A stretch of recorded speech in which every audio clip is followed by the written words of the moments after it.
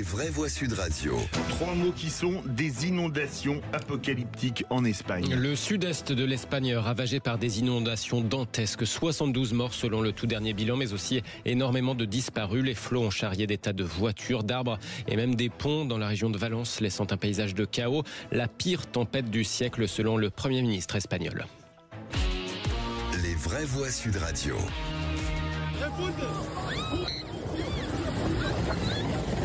Des habitants regardent et filment le torrent à leurs fenêtres et soudain le pont qui enjambe la rivière est tout simplement emporté par les flots. C'est l'une des nombreuses images d'apocalypse qui nous arrivent de la région de Valence en Espagne.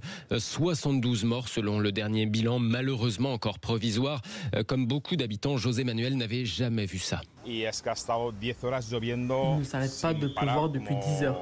C'est une trompe d'eau en continu. Certaines villes ont été touchées par 500 litres par mètre carré en 12 heures.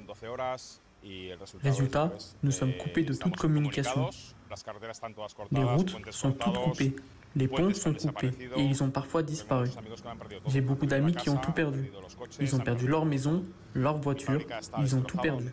Mon usine où je travaille a été détruite. C'est difficile parce qu'on ne sait pas ce qui va se passer maintenant. Des propos recueillis par Oscar Coronce de l'agence France Presse. Les pouvoirs publics n'ont parfois rien pu faire pour sauver les habitants face à la montée inexorable de l'eau, comme le raconte Esther Gomez, conseillère municipale d'une commune dans la région de Valence.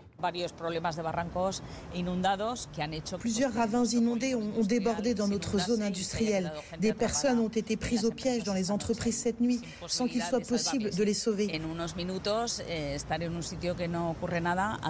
En quelques minutes, être dans un endroit où il ne se passe rien, puis avoir un tel débordement, ça ne s'était pas produit depuis de nombreuses années. On a peur, les gens ont fait ce qu'ils pouvaient. Les services de sécurité ont été très mobilisés et ils n'ont pas pu atteindre tous les lieux touchés. Le gouvernement espagnol annonce à l'instant 3 jours de deuil national. De son côté, le Premier ministre espagnol Pedro Sánchez a pris la parole tout à l'heure pour faire part évidemment de son soutien aux familles des victimes, mais aussi pour en appeler à rester prudent même après le plus gros de ces intempéries. Nuestro país fue golpeado por la peor dana en lo que llevamos de siglo. Notre pays a été frappé par la pire tempête du siècle. Des dizaines de municipalités ont été inondées. Des routes et des autoroutes ont été coupées. Des ponts ont été détruits par la violence des eaux. Et je voudrais tout d'abord, au nom du gouvernement espagnol, mais aussi, j'en suis convaincu, de l'ensemble de la société espagnole, exprimer notre solidarité et notre affection aux familles de ceux qui ont perdu la vie dans cette tragédie. Je voudrais demander aux citoyens de ne pas baisser la garde, car la tempête continue de faire des dégâts. Nous ne pouvons pas encore considérer que cet épisode dévastateur est terminé. Le roi Felipe VI d'ailleurs a tenu des propos à peu près similaires. Les autorités espagnoles ouvrent une ligne téléphonique ce soir pour tous ceux qui recherchent encore des proches disparus. Je vous rappelle ce terrible bilan encore malheureusement provisoire. 72 morts dans le sud-est de l'Espagne avec ces intempéries, ces inondations. Vision d'apocalypse quand on voit ces images. Qu'est-ce qu'on peut dire Moi, je ne connais rien à ces phénomènes. Est-ce qu'on peut m'expliquer ce qui s'est passé concrètement? Il s'est passé un orage. C'est une forme d'épisode de Sévenol. C'est la gota fria. Ça arrive très souvent. C'est-à-dire que c'est la... Je suis en train de finir ma phrase. Et donc, c'est des orages qui se mettent en stationnaire, exactement comme dans les Cévennes. Et là, si vous voulez, c'est devenu dantesque. C'est-à-dire que c'est des orages comme jamais on en a vu. C'est 400 mm d'eau qui sont tombés en quelques heures. Donc, évidemment, le sol ne peut pas absorber. Donc, après, on va discuter dans la seconde partie.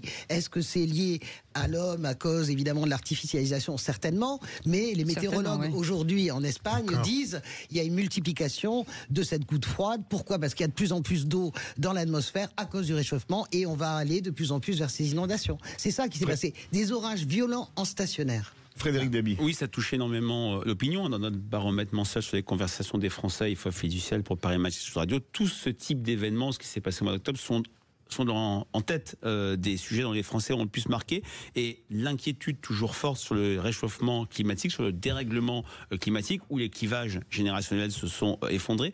Quand on demande qu'est-ce qui fait que ça vous inquiète, les gens citent ces différents épisodes, ce qui s'est passé en Ardèche, dans la Loire, dans les Alpes-Maritimes au cours des dernières semaines. Et c'est vrai que je dirais la prise de conscience, l'entrée dans la prise de conscience sur cette question du dérèglement, maintenant, c'est pas ce qui se passe très loin, la forêt amazonienne, c'est ce qui se passe ici et maintenant, chez nous, en France ou en Europe. Il y a quelque chose d'atavique aussi sur l'idée que le ciel va nous tomber sur la tête. Hein. Alors, non, mais véritablement, le caractère des inondations, le caractère de la tempête, je sais pas, vous parliez des images apocalyptiques, vous avez vu à un moment donné, c'est même une tornade.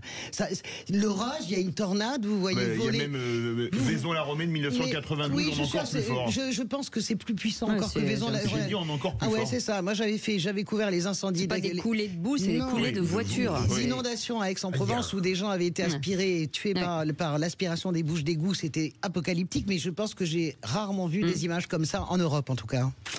Et puis l'actualité, c'est aussi une nouvelle polémique dans la polémique aux États-Unis. Oui, alors la première polémique, c'était cet humoriste qualifiant Porto Rico d'île d'ordure lors du meeting new-yorkais de Donald Trump. Eh bien, la polémique dans la polémique, c'est donc le président Biden qui a déclaré en réponse que les ordures, elles étaient plutôt à chercher du côté des supporters de Donald Trump. Côté républicain, évidemment, on joue les vierges effarouchées, comme un peu à l'époque du panier de minables de Hillary Clinton. Ça lui avait beaucoup été reproché après sa défaite. Alors oui, même si elle a été elle-même copieusement insultée par son adversaire Donald Trump au cours de cette campagne, Kamala Harris vient de prendre ses distances avec ces propos de Joe Biden. Bon alors écoutez, je pense que tout d'abord il a clarifié ses propos, dit-elle, mais permettez-moi d'être clair, je suis en désaccord profond avec toute critique contre des gens fondés sur la personne pour laquelle ils votent. Comme vous l'avez entendu dans mon discours hier soir et tout au long de ma carrière, je pense que le travail que je fais consiste à représenter tous les citoyens qu'ils me soutiennent ou non. Kamala Harris qui prend ses distances avec Joe Biden, et puis elle y faisait référence évidemment. Hier soir, elle a livré son réquisitoire contre Donald Trump depuis Washington, depuis l'endroit où il avait lancé l'assaut du Capitole après sa défaite il y a 4 ans. Et merci beaucoup Félix Mathieu. Allez,